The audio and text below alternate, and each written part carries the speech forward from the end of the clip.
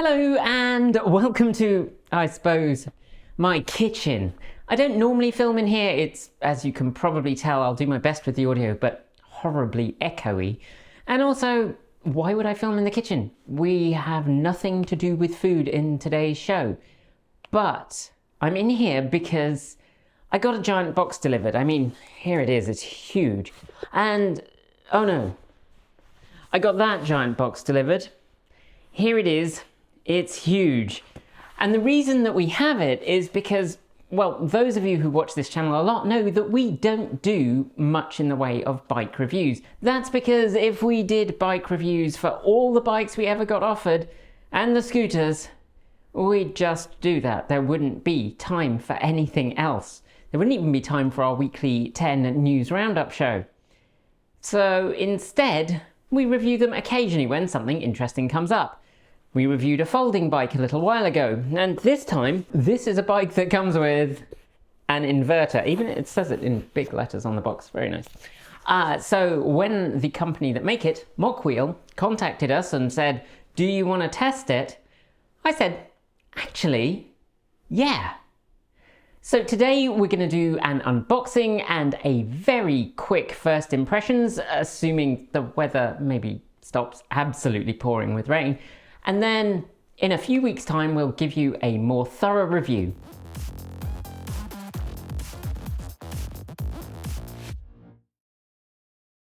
Okay, first things first. This is a nice solid box, but the thing itself is heavy because it comes in one box. And that means that if you're getting it delivered when you're someone who lives by yourself, you just need to be aware that this is going to be a dog of a job to get into the house.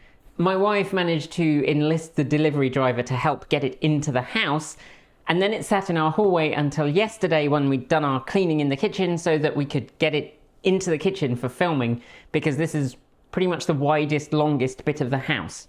So, let's see what's inside.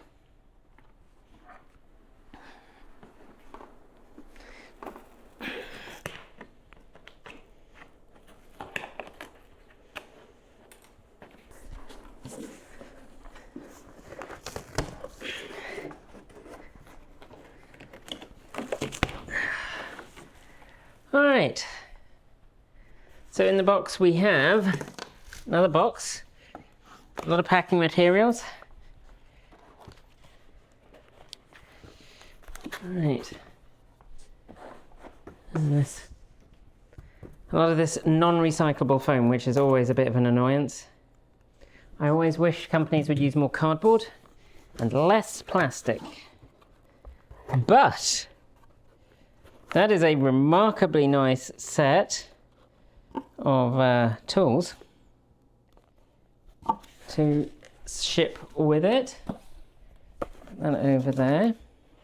It does come with a couple of decent spanners, although these are maybe not quite so exciting in terms of hex keys, but let's protective rear caps for hubs, stopwatch, brake lining, L bracket. A screwdriver, a proper screwdriver, pedals, got a QR code for support, and an e-bike user manual. Good start. Gather necessary tools, unpack.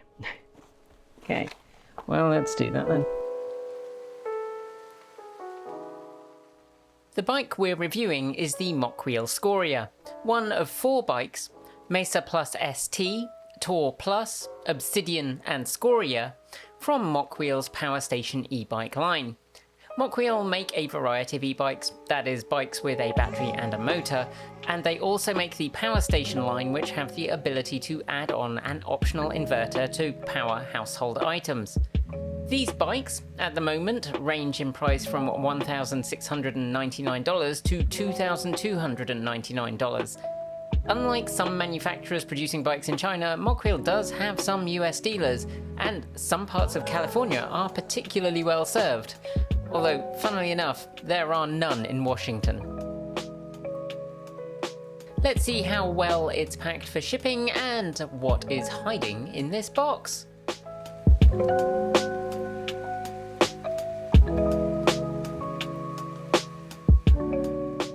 So part of the reason that I chose this particular bike is that it has reasonable cargo carrying capabilities.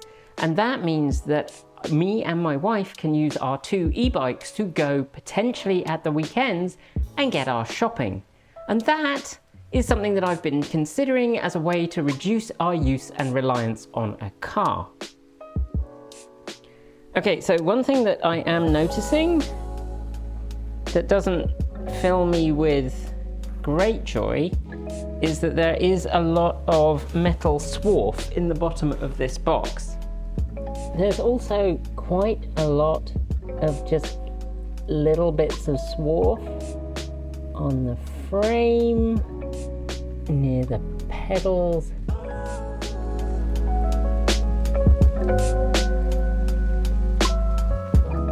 That is not, in fact there's some up here.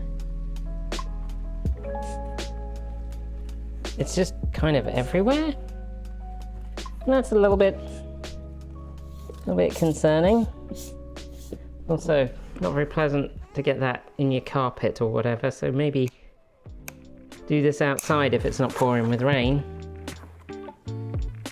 I'm actually thinking I might have to go and get a vacuum cleaner once I've got a little bit further with unwrapping this, because I don't want this all inside my house.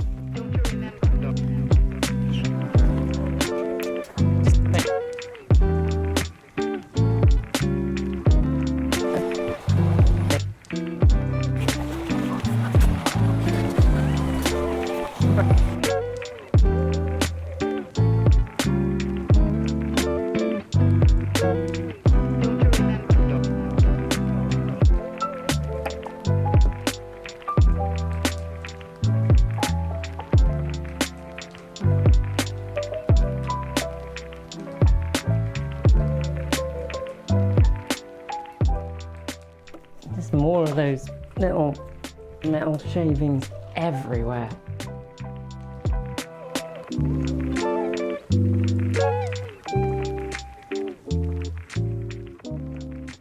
So while we're doing some unpacking, let's have a look at the bike specs.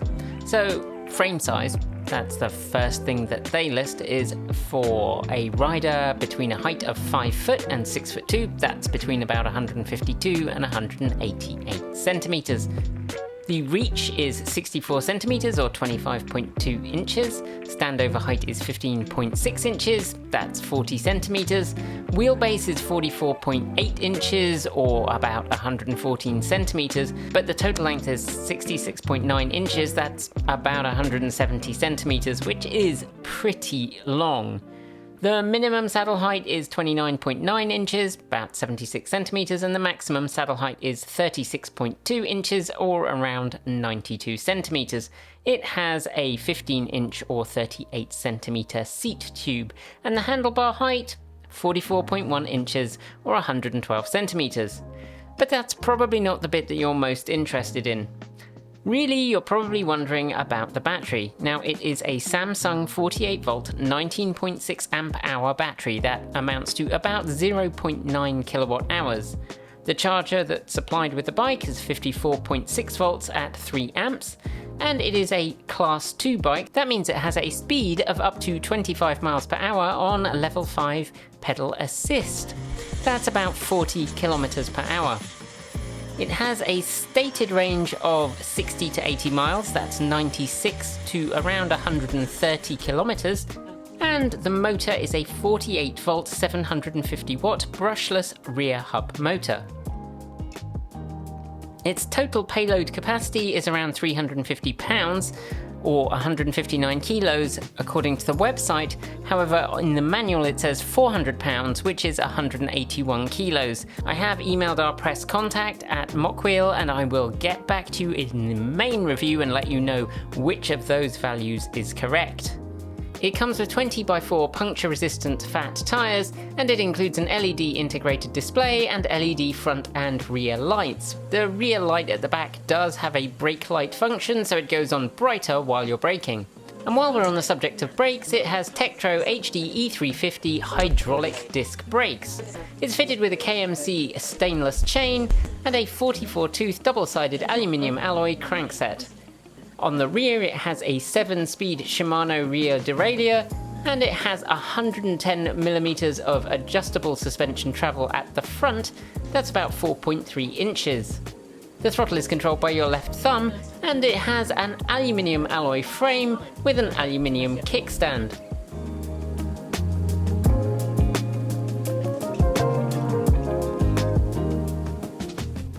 Okay, so I really wanted to give them the benefit of the doubt here, and I went and viewed their manual online while I ate my lunch, and yeah, there's nothing in there about how to attach the mudguard that is shipped with the bike. And yeah, it's something you can work out, but it's not ideal. And there's a little pile of screws here that I think aren't related to anything I need to install, but I don't know that. I think they're just spares, which is nice that they're including spares, but it would be nice if they said they were spares. I think part of this is that this installation kit, I think, probably goes with all the bikes that they sell, not just this one. Anyway, let's have a look at what's in the inverter box. I'm hoping that the weather will lay off the rain a bit because it is actually pouring with rain right now. So if I do take the bike out today, it is going to be a short test ride just to check everything works. Let's see what's hiding in the inverter box. Hopefully the inverter box will not contain quite as many little bits of swarf as the bike did. The 1 kilowatt inverter is an optional roughly $400 accessory.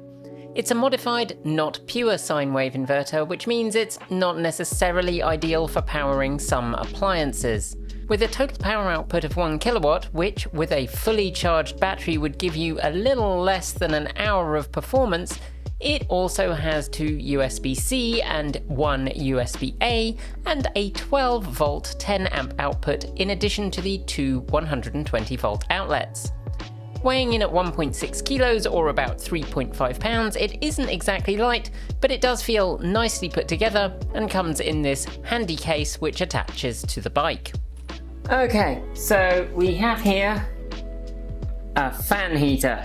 It's a 750 watt one. I'm going to turn on the AC.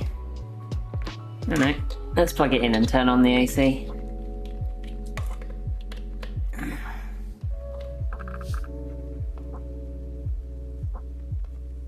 AC is on, 110 volts. Okay. So we'll just turn it on first, see what that does. So that's cold and it's doing 13 watts. Getting about 550 watts out of it right now, apparently. Okay, and the one thing that it does say in the manual is to do a quick safety test, make sure that the brakes are working correctly. So, of course, being as I'm a Brit, I can't ever tell which brake is which. That seems to be working. That is working.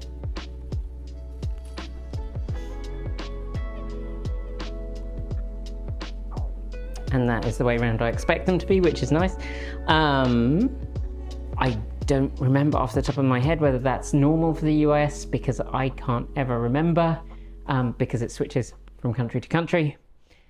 But I think with e-bikes being sold internationally, I think that's just becoming much more inconsistent anyway, slightly alarmingly. You just have to know which one your bike is.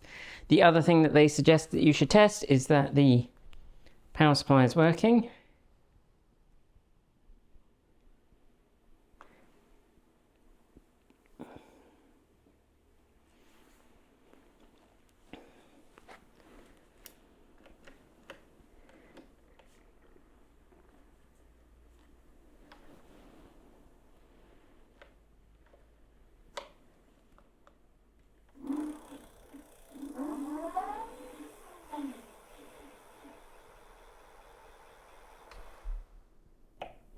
Which it is. Okay then, well, we'll see what it feels like out on the road. All right. Sometimes I think the weather just actually wants me to go out and exercise because it stopped raining once I'd set off and I am actually basically dry now I've come back. So I had a quick ride. You're gonna have to wait for the full review, but it works. Yeah, goes, stops, does all the things that you'd expect. My real concern is longevity. At the moment, I'm in the process of reaching out to Mokwheel to find out whether there's been some issue with shipping this one that's meant that it's arrived with a lot more material on it than you would normally expect. Because look, let me just hand it over to Em for a second, because I sent him a picture of what I found in the box, and, well... I'm the resident machinist for Transport Evolved. What the hell am I looking at? Yeah, so that swarf was everywhere. It was inside the bottom of the box, it was inside the seat tube, it was on the outside of the torque sensor, and it was on the outside of the front forks. Obviously I wiped off what I could and vacuumed off what I could, and some of it came out when I turned it upside down, but it is concerning that that kind of metally swarf could be inside wearing away at the parts, and it does give me concerns about the longevity of the bike, which is a shame, because actually it's really quite a nicely designed bike in many ways. It's really quite comfortable, and riding it the short distance I did today, it was pretty good. So we've reached out to Mokwheel to see whether they have any concerns themselves about the bike or whether they're happy for us to continue riding it, and we'll let you know how that pans out when we do the review, which should be in the not too distant future. Till then, I hope you've enjoyed the show and we'll see you next time. Thanks for joining me today, and if you've got thoughts, make sure you leave them below in our Discord chat room, or you can reach out to us on Mastodon. Thanks to the amazing list of people scrolling by on your screen right now. They are some of the more than 1,500 people who help fund this channel through Patreon and YouTube, covering our bills, paying our team, and making sure that we can be 100% independent. If you'd like to join them and see your name listed here, just follow the links below. There's a range of different tiers you can sign up for, from as little as $1 a month, or if you pay yearly, just under $11 a year. A huge welcome to our newest supporters: John Strott, Irktrek, Flagstaff Liberal, Julian Edwards, Raymond Lurie, Smash Gordon, Barry P, and Mark Vagno. To join the list and get your shout out, become a paid Patreon member for your week of fame. If you'd like to support us with a one-off donation, you'll find links below to make Ko-fi and Bitcoin donations, and we even have an old-fashioned PO box you can reach us at. Address is also down below. And if you're in need of some swag, you'll find our swag store in the down below too.